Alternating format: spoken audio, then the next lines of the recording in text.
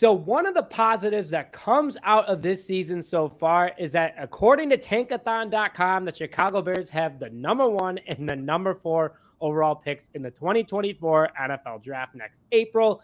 And yes, it's sad that we're already talking about it, but we're optimistic that Ryan Poles can make some more magic happen. And who else better to have to kick off this mock draft season than the mock draft specialist himself in the house tonight, Jacob Infante. Jacob, welcome back to the show, my man. No, of course, I appreciate you having me. I mean, I wish it was different circumstances and we'd be celebrating like, oh God, dude, like the Bears are 3-0, like we're killing it and all that. But I mean, we get to talk about mock drafts. We get to talk about the draft. So it's that's fine by me. I mean, you got to look at the bright side of like every situation. So I think this is the best way to do it. I mean, it's hard to talk about right now. I mean, Darnell Wright's doing really well, relates back to the draft. Rashawn Johnson, Javon Dexter Sr., guys in the draft are doing well so far. I mean, even Tyreek Stevenson.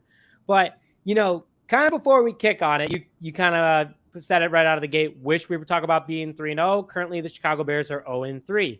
In 15 seconds, Jacob, what are your thoughts on the season so far, and be as honest as possible? The coaching staff needs to go. I don't think that's a hot take or anything. It's an atrocious coaching staff. I'd argue maybe the worst in the league, which is saying a lot. Justin Fields is a broken quarterback. As much as I hate to say it, I really want him to succeed, but I don't think if he does, I don't think it's going to be in Chicago. It's so sad. I mean, like just rookie year, Justin Fields and Matt Nagy's offense was more fun than what we have right now in Luke Getsey's offense. Oh, absolutely. It's terrible. But, in 30 seconds, Jacob, you kind of hit on it a little bit, but maybe you can think of a different answer. You have one. What is one thing that this team can do to turn this thing around this week against the Denver Broncos? Shit. It's too late to fire Luke Getsey. So at this point, I'd say get Justin Fields on the move. Again, I don't know why they're not utilizing it more. We saw a little bit of it last week, but some more design runs, some more bootlegs, rollouts, design plays to get him moving, cut the field in half when you're going through progressions. I think that's the best you're going to do at this point. You said a lot of the same things with Trubisky earlier on, but like when Bill Lazor was offensive coordinator a few years back, cut the field in half, get him on the move, do the same thing for Fields. Honestly, I think that's the best you're going to get out of him, the best you're going to get out of this offense. But I'm just expecting a ton of screens again and just, lifeless shotgun dropbacks and with concepts where guys are running the exact same route. So I don't know. I'm trying to get my hopes up, and this is way more than 30 seconds too, but no worries. No worries, man. I'm dead inside, man. I'm a broken man. Well, what brings you back to life is mock drafts, right? That's what you're the specialist at it. That's what brings back. Couldn't agree with more of what you're saying. Is that go back to the basics, but make the basics fun to watch at least, and play to Justin Fields' strengths. And also a little bit of energy doesn't hurt either. Those guys just look like they're absolutely lifeless walking out there. But, maybe there's some new life in the draft that we can hit on that could help out with that. So Jacob, you have the number 1 and the number 4 overall picks in this draft, thanks to the DJ Moore trade, where the Bears also got Carolina's first round pick. The Bears own the number 1 pick again this year. Then they own Carolina's pick, which is number 4 currently. What are you doing with them before we start? Are you trading back? Or are you staying in both those spots? So I'm staying at 1. I have a pretty clear decision on what that's going to be. I'll get into that in a sec. Number 4, I guess it depends on the board. I prefer to trade back just because there are so many different needs that this team has. The more the merrier, honestly, in terms of if you can stack up on second round picks, on third round picks, I think that'd be fantastic. But there's one guy there that I think if he's there at 4, then you got to take him. So I'll say stay at 1. If you have the first pick, you make that decision, and I don't think you think twice about it. But number 4, kind of play that by ear. Who are you taking with the number 1 overall pick, Jacob? So if I have the number 1 pick and I'm the Bears, I'm taking Caleb Williams, the quarterback out of USC. You're looking at a quarterback who's been tremendous over the last 3 seasons. Even when he took over for Spencer Rattler at Oklahoma, you saw that a pretty lifeless Oklahoma team turn around and finish the season strong. And last year, he was the Heisman winner. This year, statistically, he's off to an even better start. You're looking at a guy with all the arm talent in the world, great natural sense of timing and touch behind his throws, accurate, good decision maker with the ball, athletic. He can throw on the move. He can throw from any angle. A lot of people are going to compare him to Patrick Mahomes, and that's such a massive statement to make. And that's not to say I think Caleb Williams is going to be Patrick Mahomes, because that's the best quarterback in the league, but their playing styles are very similar, somewhat similar. Pro Bowl, maybe even borderline All-Pro ceiling with him. Like, I don't think he was as good as Trevor Lawrence or Joe Burrow coming out, but he's the next best guy as far as quarterbacks over the last decade. Since Andrew Luck, those are the top three, in my opinion. So a lot of people are going to say, oh, Caleb Williams might go back to USC. I think that's going to be the case when you consider he's probably going to be the number one pick, and how much fully guaranteed money you get as the number one pick. It blows anything you can get from NIL out of the water. So from a financial perspective alone, you're going to be incredibly well off. And that's not even considering the fact that you get more endorsements as an NFL player than you do in college, just because it's a bigger platform. It makes more money. So financially, I think that's going to be too good for Caleb Williams to pass up. And then I hear some people are worried about the pocket presence. They're worried about, there's too many throws where he has like 8 seconds in the pocket. And there are throws that happens where he's got like 8 seconds. He's just scrambling around playing backyard football. And that's been a worry about, that's why people didn't really like Zach Wilson coming out, because he wasn't tested. Nobody could pressure that BYU offensive line. But watching over USC, like the full games, I'm seeing some, Caleb Williams has a decent amount of experience under pressure. Yeah, absolutely. I think that you look at it's still a work in progress. I mean, I feel like that's the case with almost any college quarterback coming out. Like, you're not going to have Joe Burrow where he's like a pocket master right out of the gate. Like Caleb Williams is a work in progress there. But you're also looking at someone who's got quick feet, someone who's got just good overall awareness of what's going on around him. And I think that you see it in his backyard style of play. He knows what moves to make more often than not to avoid sacks, to avoid pressure. So yeah, I think that just from a pure tools perspective, it makes too much sense. It's one of the best quarterback prospects we've seen in the 21st century. Where does he fall on that list? Like maybe top 5. I think Luck, Lawrence, Burrow. At least over the last 10 years, Caleb Williams is one of the best quarterbacks to enter the draft in some time. So I know that's a lot to say about a quarterback that's high praise, but I do feel pretty confident that he's going to be that guy. Nothing wrong with that. That's your guy. That's your number one overall pick. You have to have a high praise for him. Couldn't agree with your answer more. And the more film I watch on him, the more I like him. And I'm a diehard Justin Fields guy. Love him to death. I think that he had brought so much promise to the city, but he was just put in a terrible position. Jacob, I'm going to go against you a little bit on this one. I'm going to trade back the number one overall pick. I'm not going too far. I'm not going as far back as Ryan Poles did this last time. I may be trading back to 3, 4. Depends on who is back there kind of creeping like, hey, I want Caleb Williams. Because Justin Fields does have one more year left next year.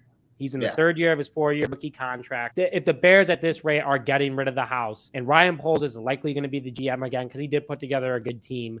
But at the same time, you give Justin Fields one more shot with one more offensive-minded guy that can maybe save him and maybe make him into the quarterback that we want him to be, like a Caleb Williams player. I am taking that chance. So I'm going to trade back a little bit with my pick. And as of right now, this is me just being a total homer. I'm going with Marvin Harrison Jr. I love this guy out of Ohio State. I mean, last year alone, it's funny. I liked his dad a lot when he was in the NFL on the Colts. I like this guy a lot out of Ohio State. And that Ohio State connection, kind of going back to my Justin Fields comment, might be a thing. I know that they weren't the best they just missed each other pretty much. But at the same time, is Marvin Harrison Jr., they can relate on that. They can talk. Oh, yeah, I played with this guy. Oh, yeah, I played like that guy. I had this offensive play. You had that. That kind of matches together really well. Marvin Harrison Jr. also is 6'3", 202, 4.3, 40 time. Great vertical. He's an athletic freak. Plays a lot like Calvin Johnson. in a few ways, like not nearly as thick, but he's got that big body receiver mentality. He can go up and grab it. He's fast. He's got moves. That's who I'm taking at number maybe like 3 or 4 if I can trade back a little bit and get 2 or 3, second and third round picks for the number 1 overall pick. Depends on who it is. It'd probably have to be a 3-team package then, or get more picks for the following year, which don't really want to do because I want this team to be better fast. But Marvin Harrison Jr. is my guy out of the gate. But I kind of wanted to hear your thoughts on that because that's kind of a very popular answer. But would you mind that? Or as the mock draft specialist himself, are you staying away from Marvin Harrison Jr.? So I think that if he's there at 4, that he's the guy I was indicating. If he's there at the number 4 pick, I can't pass on him because I think he's on another level in terms of wide receiver prospects. You're talking the same level as – he's up there with the Jamar Chase, with the Jalen Waddle, with the Devontae Smith. He's up there with Julio Jones. I think that maybe Megatron was a little bit higher up. I mean, I wasn't like scouting or anything, but at that age, I was like, I wasn't either. That was just typical comparison. Like, he's Megatron. Yeah, no, that's totally fair. But I do think that there's so much to like about Marvin Harrison. I mean, obviously the size, he's got incredible hands, the catch radius and the ball skills, the way he attacks the ball when it's in the air, dynamic athlete. He's just a really good route runner too. Like you don't see that with guys who are 6'3", which, that it amazes me really. Like he glides like someone much smaller than he is. He's got such good awareness of what's going on around him, how to, eat up soft spots against zone coverage. And, the Bears have seen what a good receiver can do who can eat up soft spots against zone coverage because their entire defense is just soft. But no, I think the variety of like releases off the line of scrimmage, the different ways he can beat you. He's not just your typical big bodied receiver, throw it up, have him run in a straight line and go get it. Like he's so much more than that. And for that, if he's there at 4, I'm taking him without a doubt. And especially, I know a lot of Cardinals fans have been talking about, if we get number 1 and 2, because, that's what all the mock drafts had, Cardinals 1 and 2 because of the Texans pick, it'd be Caleb Williams and Marvin Harrison Jr. That would be insane. That'd be unbelievable. What if that's a real situation for the Bears? What if that's a real scenario? So if he's not there at 4, then, that's the case where I'd look to move down and try and get some additional draft capital. And as for Justin Fields, I want to believe, and I spent all of this summer, hyping him up. I truly did believe he'd take that step. As of now, he hasn't. I think that part of that comes down to the coaching staff. Part of that comes down to the offensive line. But at a certain point, you have to realize, hey, maybe it's just not going to work out here. So I don't know. We still got most of the season left to play. I'd love for him to be that guy, especially because, you get 2 early first-round picks and you trade back. You could build a hell of a team around Justin Fields. With what they have right now, it'd be way easier to do that than to trade Justin Fields for like a 3rd-round pick, start over, and then, have to take another quarterback. It depends. I think you ask that question again in like 2 months or something, I'll have a better answer. But as of now, like if he maintains this level of play like that he's had this year, and that's a year-round thing, then I'm looking to move on. Fair enough. Completely fair. There's got to be an answer when you sign all this talent this past offseason. Like the defense is young and built really well. Just need a defensive coordinator that can actually go out and do it. We do need defensive linemen, and that's who I'm going to go with my number 4 overall pick. Either trade back a little bit, potentially again, get some more capital because you got to build both sides of the trenches. I like Andrew Billings. I don't think Yannick's going to be here after next year on that 1-year contract. I think it's going to get dumped to save cap. Justin Jones is on the last year of his contract, but Javon Dexter Sr., Zach Pickens, you re-sign Andrew Billings. You have at least a building block on that defensive line. You have DeMarcus Walker for another couple of years as well. But I'm going with a defensive lineman, whoever the best available is, whether that's an edge or a defensive tackle. Jacob, help me out a little bit here. But if you're choosing a defensive tackle, let's say you move back from 4. So you took Marvin Harrison Jr. at 2 or 3. The Bears traded back that number 1. This is my draft scenario. So it sounds like you're taking Marvin Harrison at number 4. You're sticking with those two guys. I think it's a great call. But I'm trading back again, getting more draft capital, maybe moving back to 6, 7, or 8, maybe if I'm lucky and if I can get enough picks out of it. What defensive linemen are you taking in order to help fulfill that defensive line need? So I think around that range, your two best options are both edge rushers. You're looking Jared Verse out of Florida State and then Dallas Turner out of Alabama. I think those are the two best edge rushers in this class, at least as of right now. I think Jared Verse, from the way he uses his hands to just how flexible he is, he's an incredible pass rusher. I think that it's the easy comparison to make because it's a lankier, explosive edge rusher from Florida State, saying Brian Burns, but I think there's a lot of similarity there. And I think you could see very similar production right out of the gate from Verse, just because he's so crafty in the different ways he can beat you. He's quick off the line of scrimmage. He can turn the corner well. He's just a heat-seeking missile. And then Dallas Turner, again, I think maybe even a little bit. I think Dallas Turner's a little more explosive. Maybe doesn't have as deep of a toolbox as a technician. Also a little bit on the lighter side, but both very explosive edge rushers. Dallas Turner might be the fastest in this class. Another guy who's off to a fantastic start this year. So one of those two guys. And at D tackle, I don't know if there's one I'd take like around 6 or 7, but someone that I'd consider in the top 10 that you could convince me, all right, you take him in the top 10, that's going to be a good pick, is Jerzon Newton from Illinois. So he's someone Dude's a beast. Oh my God, he's incredible. Like you see someone, he's like not the biggest guy. He's like 6'2", 300 pounds. Like it's the same concern with Jalen Carter. Well, on the field, the same concern being a little bit smaller, but as a 3 technique, he has all the explosiveness you need. He has the high motor you need. He plays confidently and aggressively. I think that's the best way to put it, is he knows what he's doing with his hands. He locks up with you. He knows how to shed those blocks. He knows how to get into the backfield. And even if he isn't the biggest guy, he's still able to get there and make a play. So I think so far he's made a really good decision to stay in college for another year. I think, some people are thinking, oh, maybe he'll declare for 2023, and they're talking day 2 with him, but he looks the part of a first round. I mean, I think he should be considered a lock to go round 1 at this point. I'd be willing to take him inside the top 10. So 6 and 7 might be a little bit rich for me, but if if you're able to move further down to like a 9 or 10, or if you just really want that 3 technique defensive tackle, then I think Newton would be your guy in that case. I like Newton a lot. I think he's explosive. I think he's big. I think he's fast. And it's something that the Bears are missing.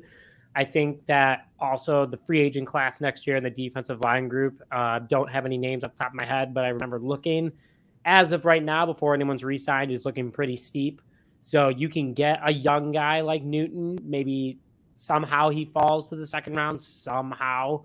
There's plenty of guys that shock people that moved down a little bit, and he could be one of them because it's not a defensive tackle driven draft like was last year with Jalen Carter and a few other guys, but edge is still pretty deep. So I'm with you. I would definitely take an edge to begin things off because it's obviously a need for the Bears. Bears have a guy that is on a 1-year contract, but it really also depends on who's our calling defense next year. If it's Flus somehow, if Flus turns it around, that all changes who the player is, but we need to address it. And I think that then this is just my last comment of the night. Please, Jacob, give your insight. But from rounds 2 to 4, all I'm taking is offensive linemen.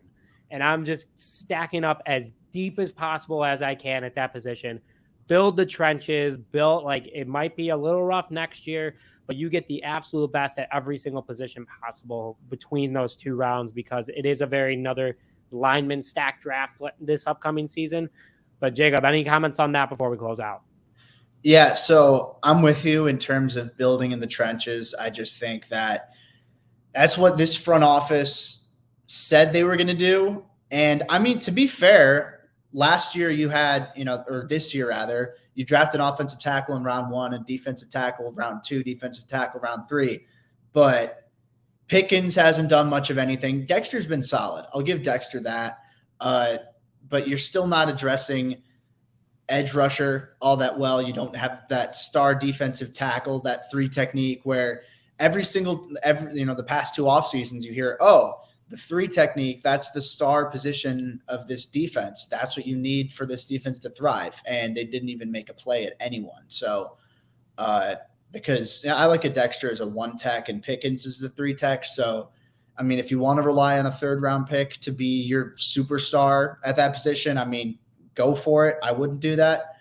But yeah, I think offensive line look to just, build in the interior, because I still feel like, you don't know what you have in Nate Davis yet. Cody Whitehair seems like someone he'll be on his way out. Tevin Jenkins, I love him. He's, really, he was really good last year at guard, but the injuries are piling up, and, you start to wonder, like, hey, Ryan Poles didn't draft this guy. So, I mean, I'm running under the assumption Poles might stay for the 2024 offseason. So I might be wrong on that. We'll see. But if Poles is still a guy, I mean, that's not an offensive lineman he drafted. That's not a guy he's particularly attached to. If, they say availability is the best ability. So I don't think it's a lock that he sticks around next year. So Darnell Wright, I think he's a lock to stay in the starting lineup. And then Braxton Jones, I think he starts in some capacity. Again, there's a case you could argue, like in round 1, if you really like Olu Fashanu, the left tackle from Penn State, who's just insanely athletic and super strong. And, the technical aspect has grown leaps and bounds over the years. Joe Alt from Notre Dame, another left tackle, great size, he's a good athlete, intelligent player. Someone like that, I feel you can make the argument. J.C. Latham, even, just a massive dude out of Alabama. It's a really, like you said, a really good offensive line class, really good for trenches this offseason. And I really hope that whoever's in charge of the Bears, whatever the system is, I feel like, you got to address that heavily, because it's a big weakness. This year, it was a big weakness last year. And, that to some extent, that can't be the case next year. I don't know if you're going to fix everything, but it can't be as bad as it's been. That's just, you can't win. You can't win football games when your trenches are, losing in every single battle. I really hope you're right that it's not like this again next year. That's all I got to say, man. This is brutal. But again, like you said, it's early in the season, and we'll truly find out about this team. I would like to see if Nate Davis really is that guy. I mean, he has to be. We signed him to a big contract.